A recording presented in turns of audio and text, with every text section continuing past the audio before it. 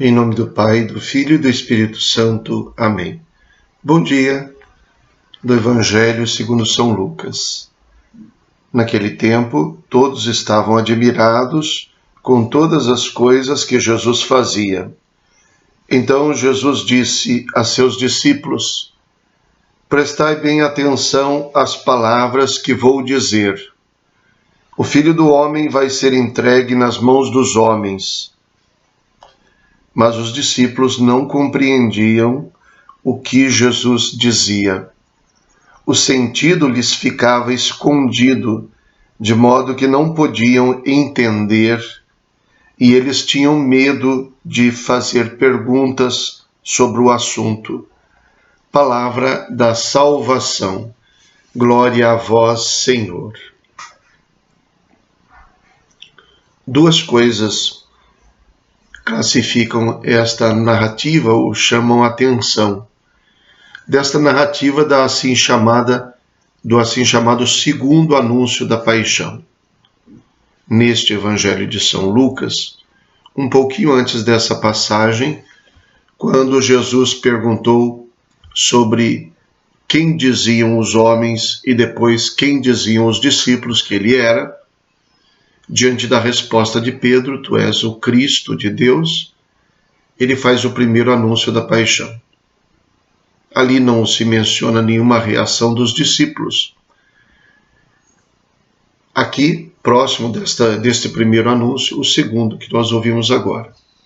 O terceiro, que já está bem distante, praticamente, quando Jesus realmente vai para Jerusalém para morrer, é muito semelhante a este. E o que chama a atenção, o que classifica esta narrativa? Qual é o ambiente, qual é a situação ou as reações? Primeiro, as pessoas ficavam, todos, diz o texto, ficavam admirados com o que Jesus fazia. E é neste contexto de admiração que Jesus parece não dar muita força para esse tipo de reação, admiração diante das coisas que ele fazia. Nesse contexto é que ele chama os discípulos e diz: prestem atenção. O Filho do Homem vai ser entregue nas mãos dos homens. Não se deixem levar por essa admiração. Prestem atenção no que vai acontecer. Então, a primeira reação, primeira coisa que é própria do ambiente desta narração é o contexto da admiração. Um pouco parecido com o do primeiro anúncio, quando Pedro tinha acabado de dizer que Jesus era o Cristo, o Messias. E quando então se podia ter uma tendência a pensar, agora sim as coisas vão mudar, tudo será resolvido, ele vai nos libertar, ele vai vencer os romanos. E ele então vai dizer o contrário. O Filho do Homem vai ser entregue. A segunda reação que classifica esse ambiente, esse contexto, é a reação dos discípulos. Diz o texto: mas os discípulos não compreendiam o que Jesus dizia. O sentido lhes ficava escondido, de modo que não podiam entender, e eles tinham medo de fazer perguntas sobre o assunto. Medo de fazer perguntas quer dizer medo da verdade. Quem tem medo de perguntar uma coisa é porque tem medo da resposta. Então, eles, na verdade, não entendiam e não queriam entender. Daí nós podemos tirar, e essa mesma reação também vai aparecer no terceiro anúncio, bem mais para frente. Os discípulos não compreendiam. Daqui nós podemos tirar para a nossa realidade de vida estas duas reações que também nos acompanham diante dos acontecimentos da vida. Primeiro, a admiração diante das coisas boas, das coisas bonitas que acontecem. mesmo da parte de Deus, que podem nos levar a um certo entusiasmo antecipado, exagerado, desligado da realidade. Uma certa empolgação, talvez até uma certa ansiedade. É preciso tomar cuidado com um certo entusiasmo que, na verdade, beira uma certa ilusão. Por mais que as coisas da vida possam ser boas, por mais que a gente possa se alegrar com a vida, com a nossa situação, é bom a gente não perder de vista que a vida é feita de alegrias e de tristezas, de prazeres e de dores, de realizações e de fracassos. Mesmo a nossa vida de fé é feita de graça e é feita de cruz. Deus se manifesta pelas graças que nos concede e Deus também se manifesta pelas cruzes que Ele permite que tenhamos em nossa vida. Então é preciso tomar cuidado com uma certa admiração e entusiasmo que, na verdade, nos levam a uma fuga da realidade.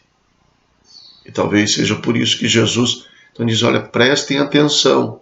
Não prestem atenção na empolgação das pessoas. Prestem atenção. Não se iludam. Segunda reação. Eles não compreendiam, o sentido lhes ficava escondido e eles tinham medo de fazer perguntas sobre o assunto. É uma outra reação diante dos sofrimentos, das dores, das provações. Negar, não querer tomar conhecimento. Isso faz parte um pouco da nossa tendência de autoproteção.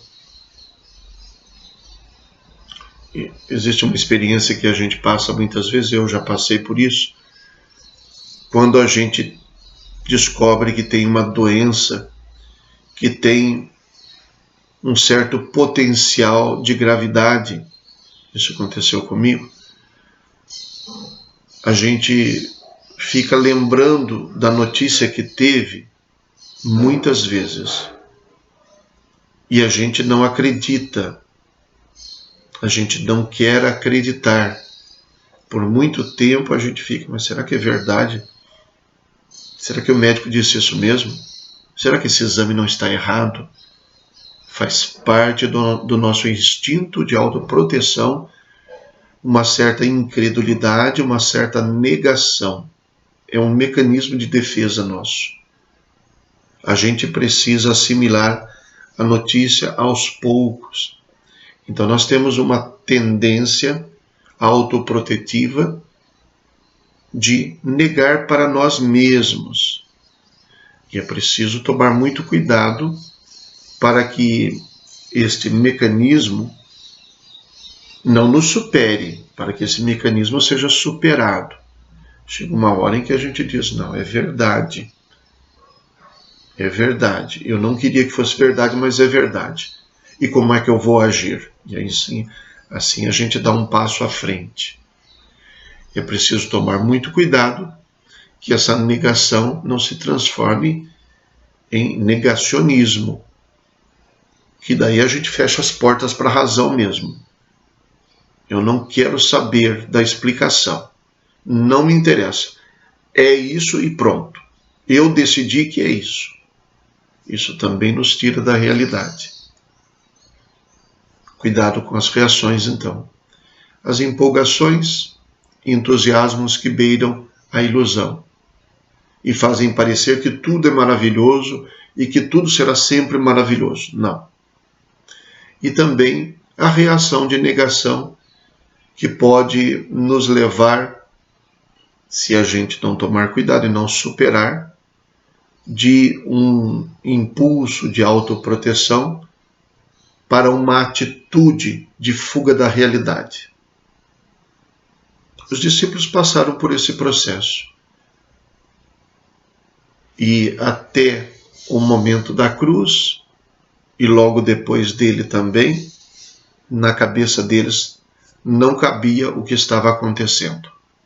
Depois, pela ação de Deus, pela manifestação do ressuscitado e pelo envio do Espírito Santo, tudo mudou, porque eles descobriram uma outra realidade superior por trás dos sofrimentos. Descobriram que no plano de Deus nada deste sofrimento estava imprevisto. E nada disso era obstáculo. Descobriram que tudo isso se tornou meio de redenção pela entrega de Jesus. E descobriram que este meio serviu para trazer a graça maior da redenção e da ressurreição. Rezemos. Ó Pai, que resumistes toda a lei no amor a Deus e ao próximo, fazei que, observando o vosso mandamento, consigamos chegar um dia à vida eterna. Por nosso Senhor Jesus Cristo, vosso Filho, na unidade do Espírito Santo. Amém. O Senhor esteja convosco. Ele está no meio de nós. Abençoe-vos Deus Todo-Poderoso, Pai, Filho e Espírito Santo. Amém. Bom dia. Fiquem com Deus.